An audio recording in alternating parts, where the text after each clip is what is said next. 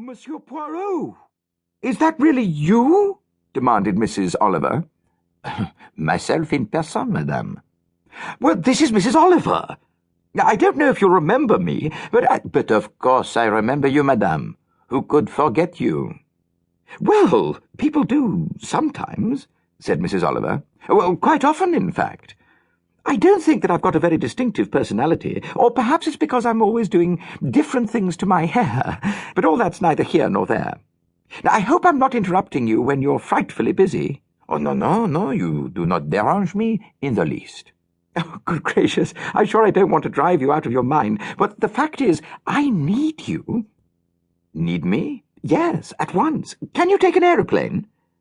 I do not take aeroplanes. They make me sick. Oh, they do me too. Anyway, look, I don't suppose it would be any quicker than the train, really, because I think the only airport near here is Exeter, which is miles away.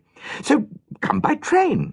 12 o'clock from Paddington to Nascombe. You can do it nicely. You've got 3/4 of an hour if my watch is right, though it isn't usually. But where are you, madame? And what is all this about? Nass House, Nascombe. A car or taxi will meet you at the station at Nascombe. But why do you need me? What is all this about? Poirot repeated frantically. Telephones are in such awkward places, said Mrs. Oliver. This one's in the hall. People passing through and talking. I can't really hear. But I'm expecting you. Everybody will be so thrilled. Goodbye. There was a sharp click as the receiver was replaced. The line hummed gently. With a baffled air of bewilderment, Poirot put back the receiver and murmured something under his breath. Miss Lemon sat with her pencil poised, incurious. She repeated in muted tones the final phrase of dictation before the interruption. "Allow me to assure you, my dear sir, that the hypothesis you have advanced—" Poirot waved aside the advancement of the hypothesis. "That was Mrs. Oliver," he said. "Ariadne Oliver, the detective novelist. You may have read—" But he stopped, remembering that Miss Lemon only read improving books and regarded such frivolities as fictional crime with contempt. "She wants me to go down to Devonshire today at once in—" he glanced at the clock, 35 minutes. Miss Lemon raised disapproving eyebrows. "Well, that'll be running it rather fine," she said. "For what reason?" "You may well ask. She did not tell me." "How very peculiar. Why not?" "Because," said Hercule Poirot thoughtfully, "she was afraid of being overheard." "Oh, yes, she made that quite clear." "Well, really," said Miss Lemon, bristling in her employer's defence. "The things people expect. Fancy thinking you'd go rushing off on some wild goose chase like that, an important man like you. I've always noticed that these artists and writers are very unbalanced, no sense of proportion. Shall I telephone through a telegram, regret unable, leave London?" Her hand went out to the telephone. Poirot's voice arrested the gesture. "Du tout," he said. "On the contrary. Be so kind as to summon a taxi immediately." He raised his voice. "George, a few necessities of toilette in my small valise, and quickly, very quickly. I have a train to catch." The train, having done 180-odd miles of its 212 miles journey at top speed, puffed gently and apologetically through the last 30 and drew into Nascombe station.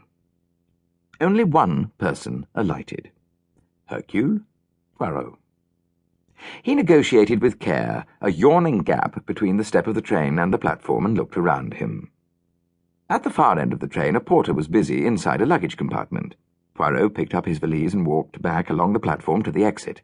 He gave up his ticket and walked out through the booking office. A large Humber saloon was drawn up outside, and a chauffeur in uniform came forward. "Mr. Hercule Poirot?" he inquired respectfully. He took Poirot's case from him and opened the door of the car. They drove away from the station over the railway bridge and turned down a country lane which wound between high hedges on either side. Presently the ground fell away on the right and disclosed a very beautiful river view with hills of a misty blue in the distance. The chauffeur drew into the hedge and stopped. "The river helm, sir," he said, "with Dartmoor in the distance." It was clear that admiration was necessary. Poirot made the necessary noises, murmuring, "Oh, magnifique," several times. Actually, nature appealed to him very little. A well-cultivated, neatly arranged kitchen garden was far more likely to bring a murmur of admiration to Poirot's lips. Two girls passed the car, toiling slowly up the hill. They were carrying heavy rucksacks on their backs and wore shorts, with bright-coloured scarves tied over their heads. "There is a youth hostel next door to us, sir," explained the chauffeur, who had clearly constituted himself Poirot's guide to Devon. "Houdown Park.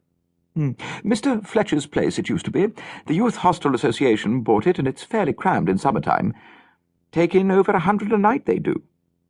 They're not allowed to stay longer than a couple of nights. Then they've got to move on.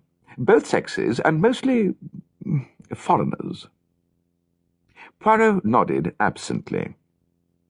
He was reflecting, not for the first time, that seen from the back, shorts